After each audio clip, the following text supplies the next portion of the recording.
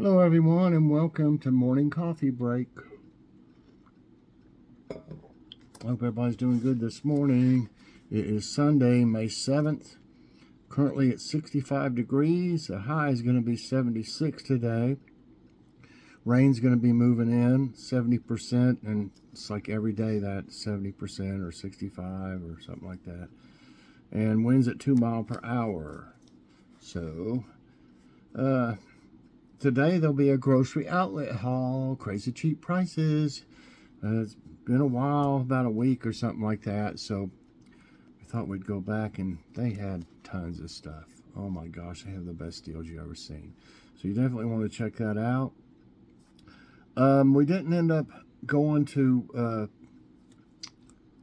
Cheddar's last night, so we're going to do that tonight. Yeah, we just ended up fixing a pizza. I did some weed eating, and so I did all the weed eating, and just, I was tired and stuff, and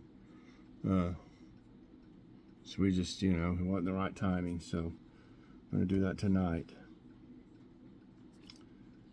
Okay. Oh yeah, something ate pretty much all of my 2 best eggplants. I mean, there's like stems and a couple half-eaten leaves left on both of them. And I had even brought them in the garage overnight and set them up on top of this big, huge storage bin that I used to use for my worm bin, or whatever you want to call it, worm farm. I had them on top of that. Of course, it's cleaned out now and everything, but I mean, so it was off the ground. I don't know if a chipmunk, I mean, I don't see how a rabbit could have got up there, because I had, right beside where it happened, I had a big bag, or still do, a big bag of worm castings sitting there, and other bags of soil and stuff, and it just didn't, I don't see how it got up there, unless it was and I don't think a chipmunk could have eaten that much. That would have been enough for a family of chipmunks. So I think it was a rabbit, but it obviously climbed up there somehow to get to them, because it was off the ground a couple feet. That's one reason I put it off the ground. I was hoping they wouldn't get up there to it. So can't even get them in the ground before they're being eaten already. So that tells me that I'm definitely going to have to do something about the last bed that doesn't have anything around it. Yesterday there was one laying in it, just out there laying, catching some rays, I was like, okay, so it's already used to laying in there. It's already eaten my eggplants. I'm gonna have to buy some now, for sure. And so I don't see what would stop it from going up into that bed to eat them once I plant them. So I hope I'm not going to have a lot of trouble this year with critters, because we got them all. There's possums here, but you never see them, during the day. There's raccoons around. They kind of stay wherever there's more water, but they're around. I mean, we had one in our attic, I guess you'd call it, one time. Yeah, and luckily we got it out, and then I had to have it repaired where it ate through my beside the window. It ate through the darn wood and made a hole big enough to get in there. I couldn't believe it. So we got that repaired then, and there was one that I was just sitting in there one day. We all were, and I know what a gunshot sounds like. I mean, I used to go hunting and stuff, and used to shoot guns at targets or this or that. I heard a gunshot, and I went out and looked out front, and there was a policewoman across the street. The people were gone. They were on vacation, and I never could see what she shot. And I wasn't going to go over there when it happened.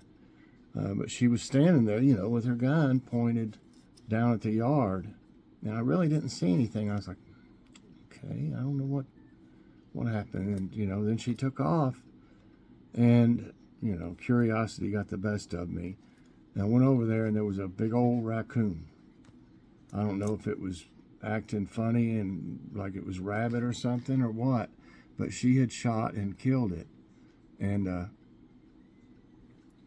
so I was like, okay, now I know what's going on. And I was like, okay, there's more raccoons around. This is about a year ago. And then they just left it there. You'd think they would have called this someone in the city like that picks up dead animals, you know, and they just left it in their yard for days. I'm talking, they were gone. And so a few days later, I look out there and there's a big old vulture, like a turkey vulture. And I was amazed. I don't know if I ever got any film of it or not, you know, video. I don't think I did. I don't know why I didn't think of it. If I did, I don't remember it.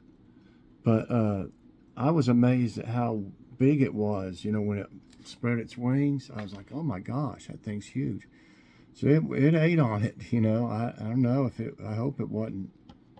I guess if it was rabbit, I don't know if it would affect, you know, a vulture or not. But so it ate on it for a while, pulled it around and stuff, and then finally it left.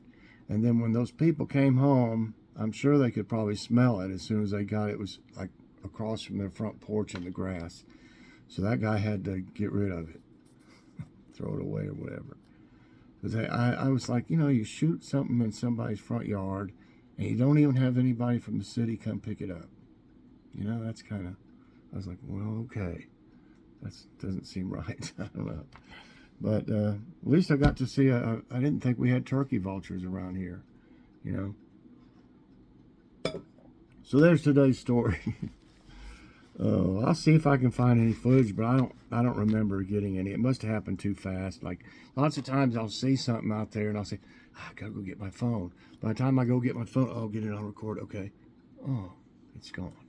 You know, so especially with birds, if there's some neat looking birds out there. Okay.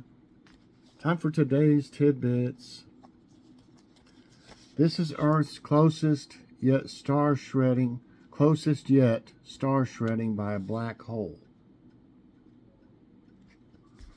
A recent study reveals the closest yet example of a star being shredded to bits by a black hole.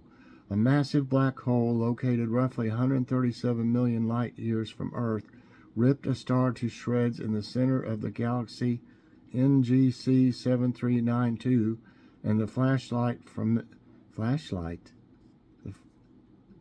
doesn't sound right. The flashlight from this reached Earth in 2014. I guess the flash.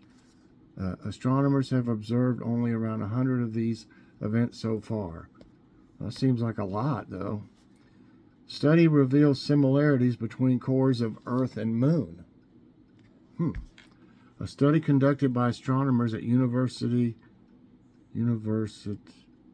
Côte d'Azur, I don't know what that is, French or something, and published in the journal Nature, has revealed similarities between the Earth's and Moon's core.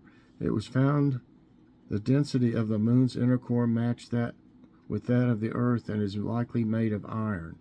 The astronomers used data from a variety of sources to create models for the study. You need a reservation to visit these national parks in 2023. Oh my gosh, a reservation. The pleasant weather is tempting us to hit the road and visit some of our gorgeous national parks. Did you know that you will need to make reservations to visit some of them in 2023? This includes the Acadia National Park in Maine, Yosemite National Park in California, Arches National Park in Utah, and Glacier National Park in Montana, among others.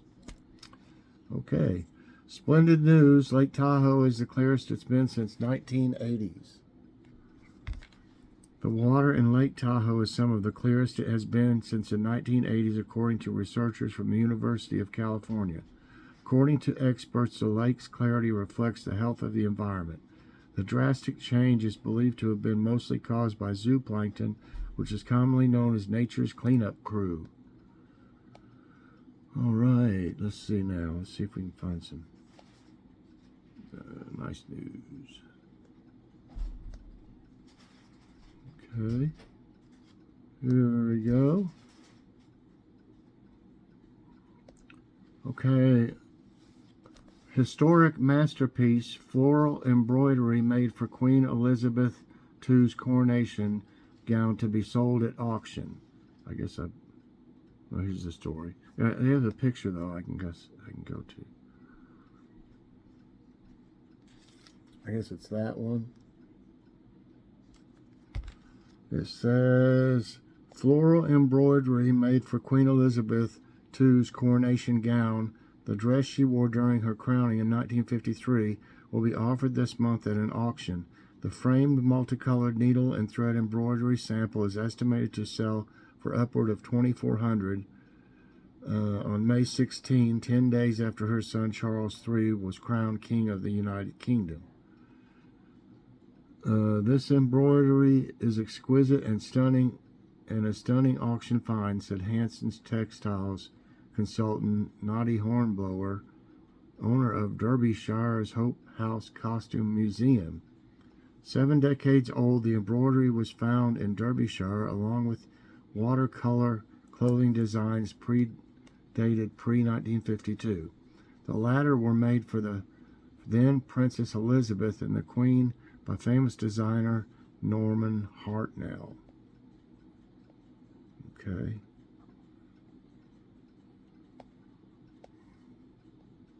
Okay, how about this one? Australia's newest national park is home to 550-million-year-old fossils. Look at that. And my family lived in Birmingham, Alabama, we had a creek running through our backyard, all the way at the back of it. And, I love to explore creeks and stuff like that. So it was awesome. I could go anytime I wanted to, and but I would dig around in all the rocks and stuff in there, and I found some of the neatest fossils. I even like a little fish, bugs of all kinds, and different things. And I don't know, when we moved there, I don't know what ever happened to them. I just expected my dad, I guess, to pack them up. He probably just thought, oh, Mike's got a bunch of rocks, and just dumped them. But they were fossils. And I'd love to have them now, I really would. But they disappeared. Okay, it says, located among the Flinders Ranges, mountains and canyons, some 300 miles from Adelaide, Nilpena Ediacara National Park, may be South Australia's newest national park, but it's housing a crucial part of the planet's prehistoric history. The protected area is home to fossils dating back between 542 million to 560 million years ago. Wow. The park, spanning around 148,000 acres, opened to the public on April 27, 2023. Don't let its dry and arid landscape fool you. Nilpena was once covered by a shallow sea. Isn't that something? While the water may be long gone, researchers have found evidence of its existence thanks to fossilized seabeds. There's another picture of it. This new national park is renowned for preserving the most diverse assemblage of the oldest complex multicellular life on our planet. Diego C. Garcia Bellido, a professor at the University of Adelaide's Environment Institute, who is co-leading a research project examining the fossils, shared in a 2021 news release. Okay, so that sounds like a neat place, but I mean, if there's no trees or anything, it looks like, I don't know. I guess if you were wanting to take a picnic while you were looking at fossils, or just go there to look at fossils, maybe. I'm just saying, it doesn't look like much of a park. Maybe here's another part of it here. See, this is still desolate. These people are looking for fossils. So maybe that's what the deal is, kind of. Oh, the only building I see here kind of looks desolate too, in a way. I hate to say. There's not much going on. I mean, I don't know what this one's supposed to be. Maybe this is the old building. So anyway, I don't know. It just it has to be, you know, a national park for the, and the attraction has to be the fossils, I guess, because there's not much going on really. I don't think there's any. No, there's no quote of the day today. I guess because it's Sunday for one thing. Well, there's some other days they don't have one on there either. But anyway, that's going to be it for morning coffee break today. I hope you enjoyed it. Threw a few stories in there. I got a million of them. I'll try as I remember things to tell y'all about them.